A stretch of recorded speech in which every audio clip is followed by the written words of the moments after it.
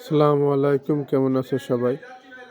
কয়েকদিন আগে রানীনগর এক আত্মীয়র বাসায় দাওয়াত খেতে গিয়েছিলাম। ওখানে তাদের বাসার ছাদের উপর উঠে দেখি প্রচুর পরিমাণে লেবু গাছে লেবু ধরে আছে।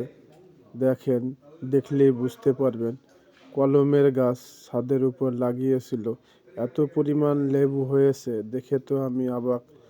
এই গাছের একটা চারা লাগাতে হবে।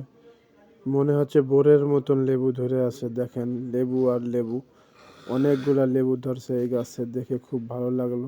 ছাদ ভর্তি শুধু গাছ আর গাছ, চারপাশেই এত পরিমাণে গাছ লাগিয়েছে, দেখে খুব ভালো লাগছিল। যে এটা মরিচের গাছ, পুঁই শাকের গাছ, ফুলের গাছ, অনেক ধরনের বড়ের গাছ। এত বড় বড় আপেল কুল বড় হয়েছে, এটা অনেক বড়। এটা মাটির থেকে উঠছে ছাদের পাশেই।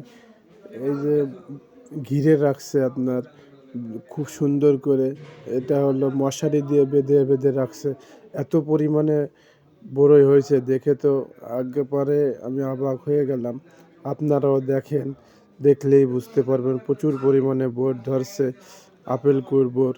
এই পাশে আবার অ্যালোভেরা, তারপরে আরও অনেক ধরনের গাছ এই যে লাগিয়েছে। ফুলের, এই যে গোলাপ ফুলের গাছ, দেখে খুব ভালো লাগলো।